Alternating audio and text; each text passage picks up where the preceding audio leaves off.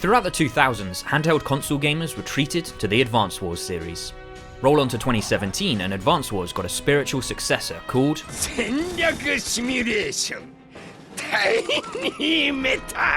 When the king of Artemisia was assassinated, it was up to Lieutenant Nathan Gries, age 23, to head into the lands of Zipang and track down his killer. Along his journey he bumped into a handful of colourful characters, all coming with unique designs and were well voice acted, albeit in Japanese.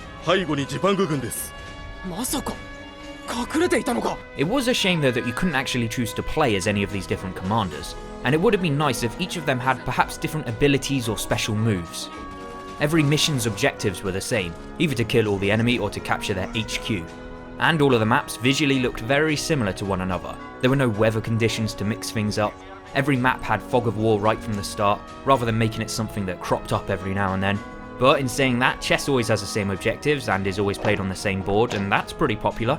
And thankfully Tiny Metal had the same opportunity for tactics as much as a game of chess.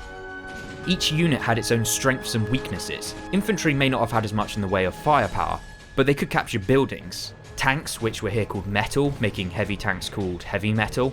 It's funny why in Japanese games giant mechanical weapons are always called metal. Metal Gear, Metal Slug. Anyway, tanks were strong but easily got bogged down in rough terrain. Helicopters obviously didn't have this problem, but they did have problems of their own.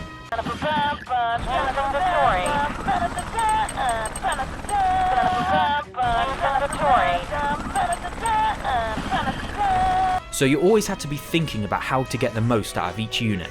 Whenever deciding to build, you had to think about what would be the most effective at the time.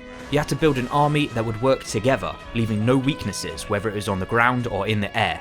Unfortunately, no naval warfare though. A new mechanic that added another layer of consideration to each move was locking on. Here you could chain attacks together to do maximum damage, with the enemy unit only retaliating on whatever unit attacked it last. With a bit of thought, weak units could still attack the strong without having to worry about a counter-strike. You also had to think about the direction that each unit faced, with flank and rear attacks doing more damage than the front. It was a nice addition that made not only what you move and where you move it important, but also which way you ended up facing. Comlinks would give you the opportunity to airdrop in a special hero unit, which if done right could really swing the way a battle was going, especially if you managed to drop in some infantry near the enemy HQ, threatening to capture it and end the match in one fell swoop. Some of the matches started you with nothing, meaning that you had to build your forces from scratch, using the money earned from each of the buildings that you had conquered. Others started you with an army, which you had to be careful not to lose as there were no factories around to rebuild it, adding an element of caution as you couldn't afford to waste anything.